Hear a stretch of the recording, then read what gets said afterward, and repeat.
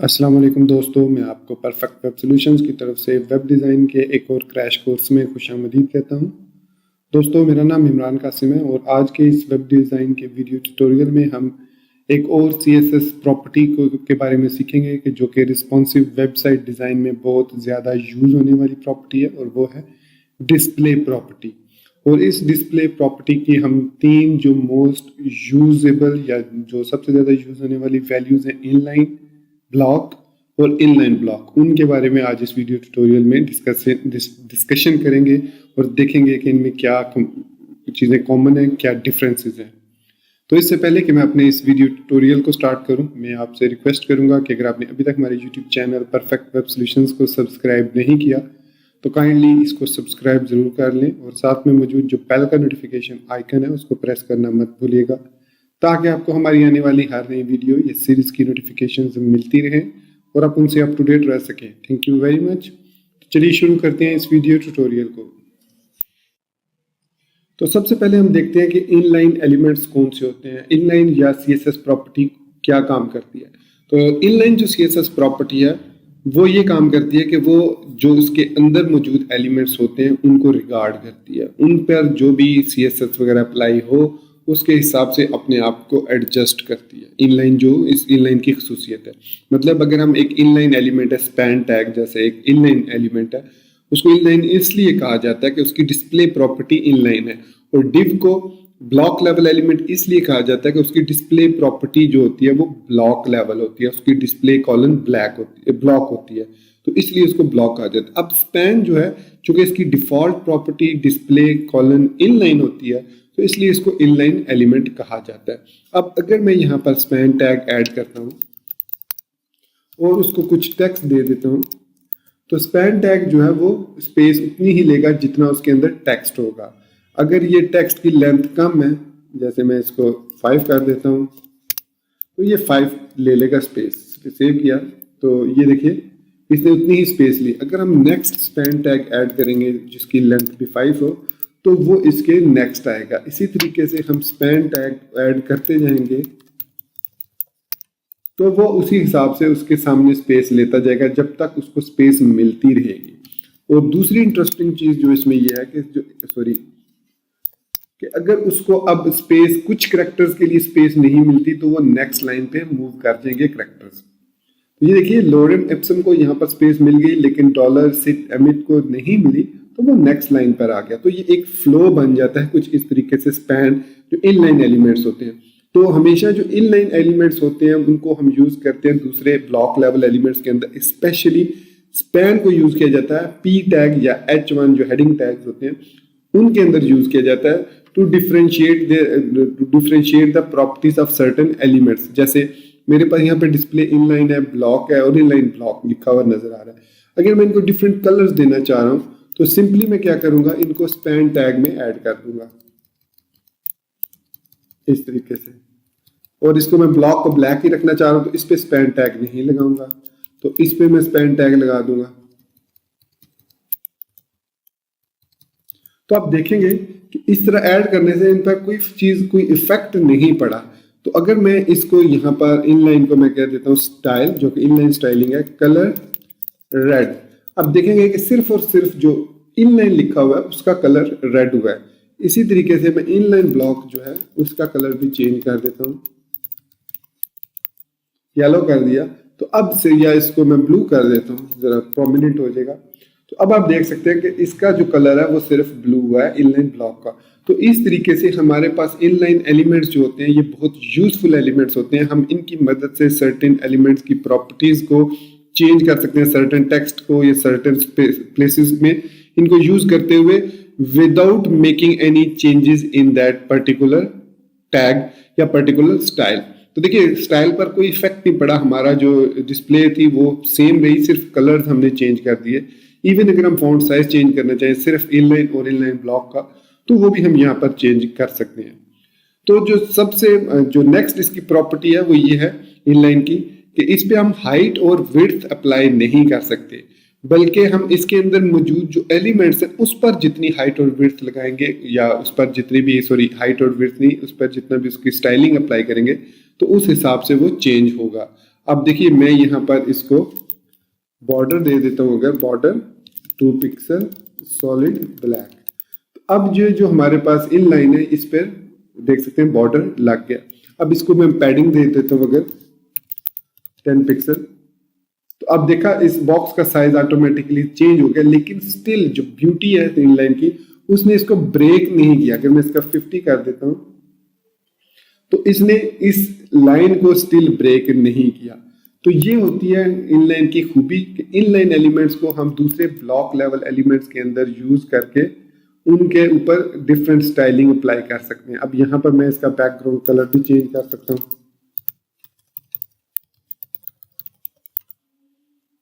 तो ये देखिए इसका सिर्फ ब्लॉक लेवल इनलाइन का सिर्फ ब्लॉक बैकग्राउंड चेंज हुआ है, तो उसने कोई दूसरे किसी भी एलिमेंट पर कोई इफेक्ट नहीं डाला। और इस पर हम हाइट और विड्थ अप्लाई नहीं कर सकते, लेकिन अगर मैं जो इनलाइन एलिमेंट है उसकी लाइन हाइट को चेंज कर देता हूँ, 50 पिक्सल कर देता हूँ, तो अब आपने देखा कि उस पर पूरे उसने एलिमेंट्स पर फर्क डाला है, क्योंकि अब हमने इस लाइन हाइट इसकी 50 पिक्सल की है, तो इसने पूरे, चूंकि ये एक लाइन हाइट जो है इसने पूरे एक लेवल पर, पूरे एक लाइन पर, रो पर पूरे इफेक्ट डाला है, और टॉप बॉटम पे लाइन हाइट जो है वो अप्लाई कर दिया है। तो अगर मैं इसका फॉन्ट साइज 50 पिक्सल कर देता हूँ तो अभी भी आप देखेंगे कि इसने इसको किस तरीके से चेंज किया।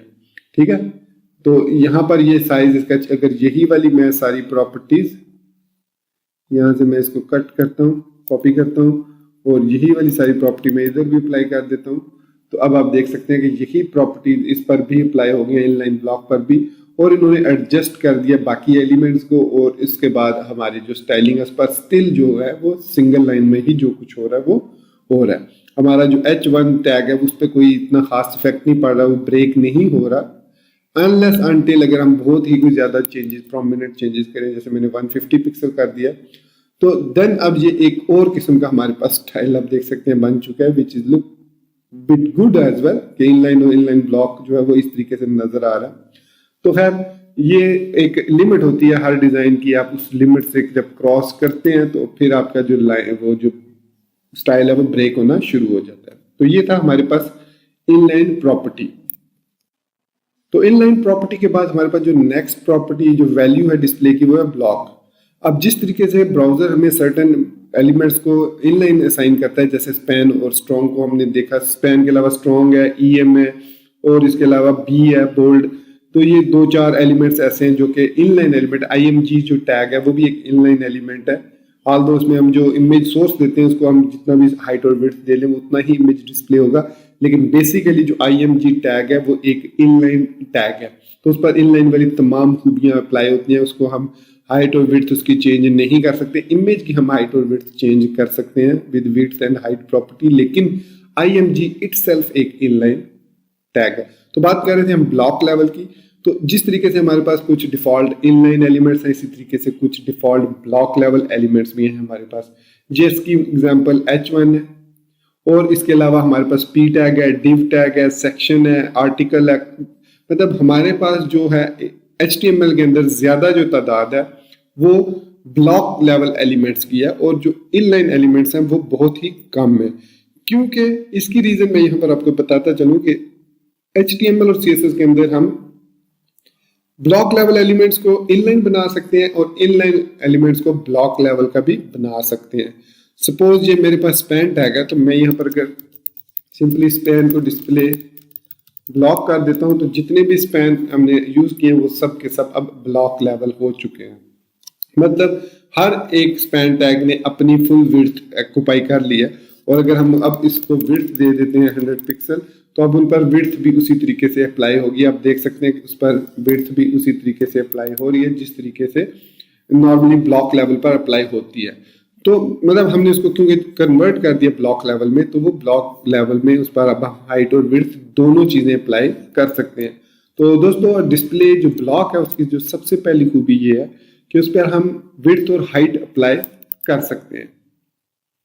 उसके अलावा हाइट और विड्थ के अलावा वो फुल विड्थ ऑक्युपाई करते हैं, जितनी भी स्पेस अवेलेबल होगी उतनी ही स्पेस अवेलेबल करेंगे। जैसे ये हमारे पास 20 लेंथ है कैरेक्टर्स की, तो अगर मैं यहाँ पे एक 20 लिखता हूँ और इसको सेव करता हूँ, तो अब आप देख सकते हैं कि ऑलमोस्ट ये जो है हमारा जो टेक्स्ट है, ये पी टैग का और स्पैन टैग जो हमने 4 दफा लिखे हैं और पी टैग 1 दफा लिखा है विद सेम लेंथ, उसमें सेम टेक्स्ट नजर आ रहा है, मतलब सेम ही स्पेस है। लेकिन चूंकि जो ब्लॉक लेवल एलिमेंट्स होते हैं उनको कुछ मार्जिन और पैडिंग दी जाती है फ्रॉम ब्राउजर, तो इसलिए वो यहाँ पर आपको कुछ डिफरेंस नजर आ रहा होगा। अगर मैं यहाँ पर स्टाइलिंग में आकर पी टैग की मार्जिन और पैडिंग जो है वो 0 कर देता हूँ।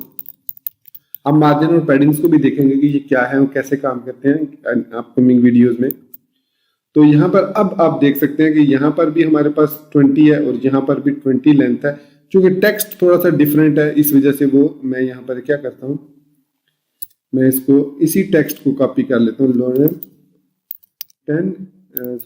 5 था ये, फिर लोरेम 5, फिर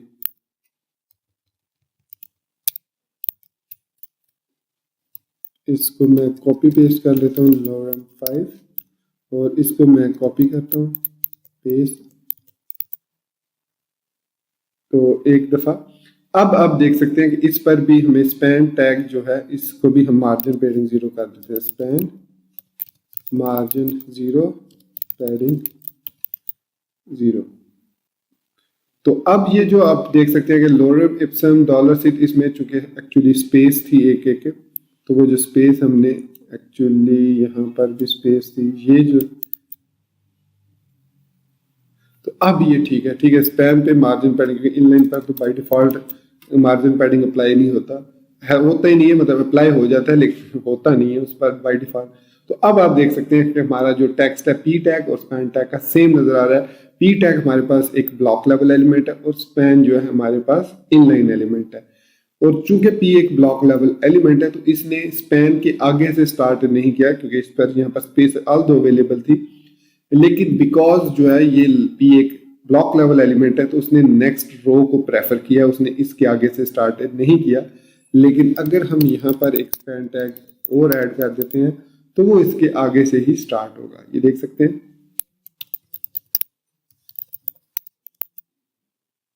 ये देख सकते हैं अब दोस्तों, वो उसके आगे से ही स्टार्ट हो रहा है। अगर हम एक और स्पैन टैग यहाँ पर ऐड कर देते हैं तो वो उसके आगे से ही यहाँ से स्टार्ट हो रहा है। तो ये बेसिकली हमारे पास जो है वो ब्लॉक लेवल एलिमेंट्स होते हैं, और ब्लॉक लेवल एलिमेंट हमेशा नेक्स्ट लाइन से स्टार्ट होते हैं, उनको हम जो है वो सेम लाइन से स्टार्ट नहीं कर सकते। हाँ, उसकी CSS चेंज करके हम कर सकते हैं।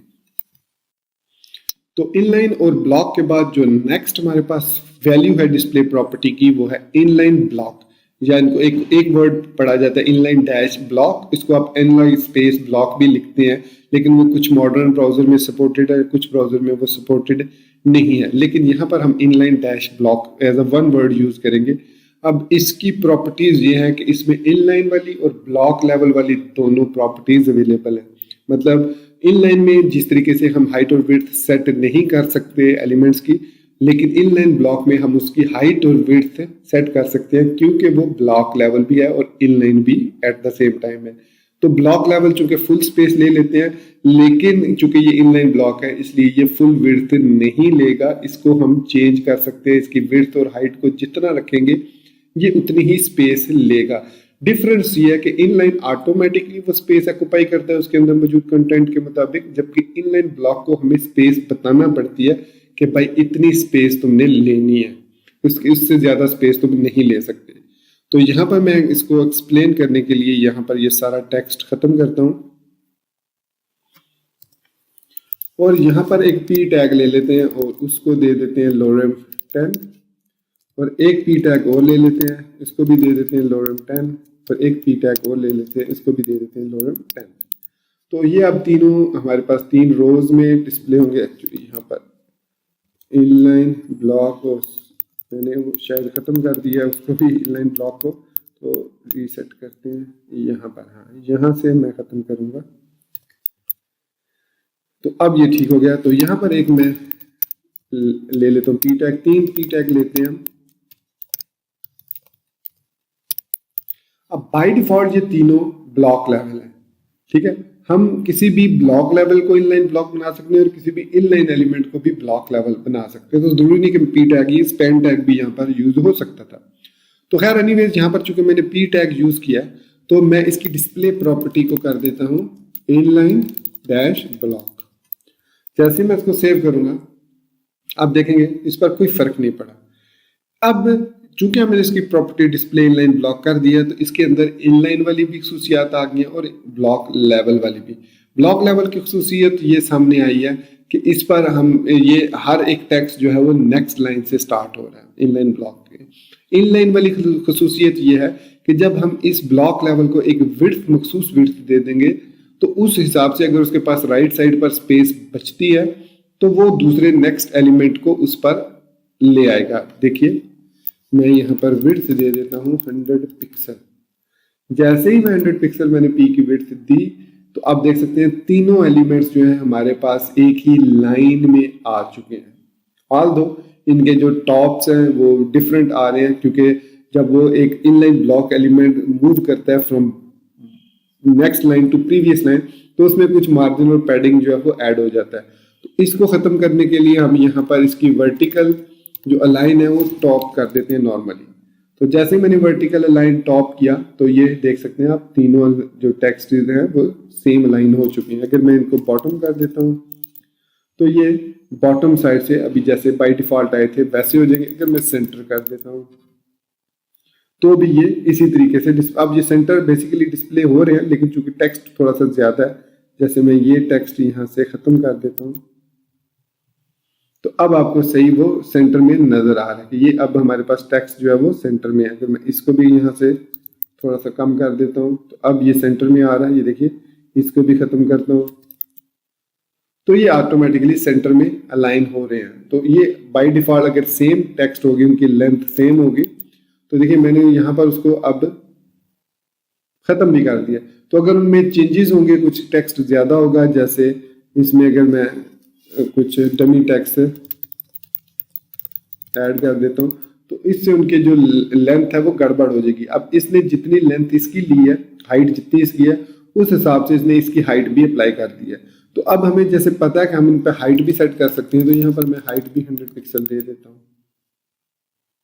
तो इसके बाद अगर मैं बॉर्डर देता हूँ इसको तो सही हमें पता चलेगा कि भाई हो क्या रहा है बेसिकली।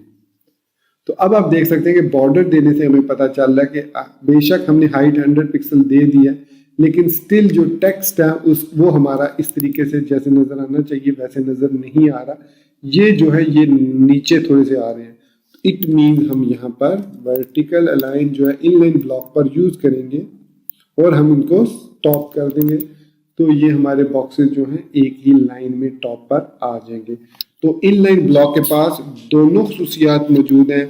इनलाइन वाली भी ऑटोमेटिक वो उसको स्पेस दे देता है नेक्स्ट एलिमेंट को लेकिन उसकी अगर विड्थ हमने क्योंकि बाय डिफॉल्ट इसकी विड्थ 100% होती है हमने यहाँ पर विड्थ उसकी कम कर दी है 100 पिक्सल कर दी है। अब जैसे मैं इसकी विड्थ 100 पिक्सल करूंगा तो ऑटोमेटिकली नेक्स्ट एलिमेंट्स जो है वो इसी तरीके से अलाइन हो जाएंगे। अगर सपोज मैं एक जो पी टैग और ऐड करता हूँ यहाँ से मैं इसको कॉपी कर लेता हूँ। अब मैं इसको सेव करता हूँ तो देखिए इसको यहाँ पर स्पेस नहीं मिली तो ऑटोमेटिकली वो नेक्स्ट लाइन पर मूव हो गया फिफ्थ एलिमेंट। तो अब ये फिफ्थ एलिमेंट से जस्ट लाइक ये जो है एक इनलाइन एलिमेंट की तरह काम कर रहा है बट ये ब्लॉक लेवल भी है मतलब इस पर हाइट और विड्थ हम लगा सकते हैं। तो हम इसकी हाइट जो है विड्थ जो दोनों चीजें वो चेंज करके इनको अलाइन कर सकते हैं। इन पर मार्जिन पैडिंग भी लगा सकते हैं जैसे मैं पैडिंग लगाना चाह रहा हूँ 10 पिक्सल टॉप बॉटम और लेफ्ट राइट 0 कर देता हूँ। तो देखिए अब हमने इस पर पैडिंग मार्जिन लगाऊंगा ताकि पैडिंग ऊपर मैंने 0 किया तो मार्जिन लगाऊंगा तो ताकि वो स्पेस उसमें से आ सके जो नीचे वाले एलिमेंट्स हैं। तो आप सिंपली मार्जिन बॉटम भी लगा सकते हैं। अगर आपको पता है कि सिर्फ 2 लाइनें हैं सो मार्जिन बॉटम 10 पिक्सल भी आप कर सकते हैं। फिर मार्जिन टॉप जो है वो खत्म हो जाएगा। अदरवाइज वो इस पर मार्जिन टॉप भी लगाएगा तो ये 10 + 10 20 पिक्सल जो है हाइट स्पेस हो जाएगी इनके दरमियान। तो इस तरीके से हम जो है वो इनलाइन ब्लॉक और इनलाइन ब्लॉक्स एलिमेंट को यूज करके अपनी वेबसाइट को रिस्पॉन्सिव बना सकते हैं। ये देख सकते हैं ये एक रिस्पॉन्सिव वेबसाइट है। ये ऑटोमेटिकली जो है वो इसी साइज के मुताबिक लेकिन चूंकि अब यहाँ पर अगर आप गौर करें जैसे मैं यहाँ पर आता हूँ तो यहाँ पर आप यहाँ पर गौर कर सकते हैं कि यहाँ पर चूंकि स्पेस अवेलेबल नहीं थी 150 पिक्सल तो इस वजह से वो यहाँ पर नजर नहीं आया। तो यहाँ पर हम उसको मीडिया क्यूरीज के थ्रू भी चेंज कर सकते हैं ताकि वो स्पेस उसका साइज हम छोटा कर सकते हैं। तो बेसिकली ये हमारे पास एक रिस्पॉन्सिव वेबसाइट लेआउट डिजाइन हो रहा है without using any media queries, only using inline block element. तो ये थे हमारे पास इनलाइन ब्लॉक और inline block CSS values of display property. तो दोस्तों ये था हमारा आज का वीडियो ट्यूटोरियल जिसमें हमने इनलाइन ब्लॉक और इनलाइन ब्लॉक को देखा, हमने इनलाइन वैल्यू ब्लॉक वैल्यू और इनलाइन डैश ब्लॉक वैल्यूज को देखा। डिस्प्ले की इसके अलावा भी काफी सारी वैल्यूज हैं। अगर मैं यहाँ पर डिस्प्ले को लिखूं और उसको स्पेस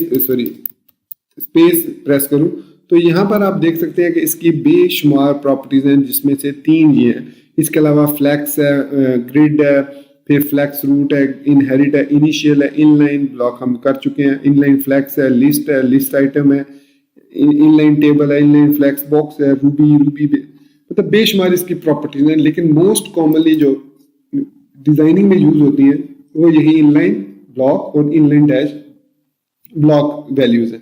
हम नेक्स्ट अपकमिंग वीडियो में देखेंगे कि फ्लैक्स बॉक्स और ग्रिड सीएसएस क्या होती हैं और उनमें क्या चीजें कॉमन है, क्या चीजें डिफरेंट है और किस वक्त कौन सी डिस्प्ले प्रॉपर्टी आपके लिए सूटेबल होगी और आप उसको अपने सीएसएस के अंदर यूज कर सकते हैं। तो मिलते हैं नेक्स्ट वीडियो ट्यूटोरियल में। टिल देन मुझे अपनी दुआ में याद रखिएगा, चैनल को सब्सक्राइब करना, वीडियो को लाइक और शेयर करना बिल्कुल मत भूलिएगा।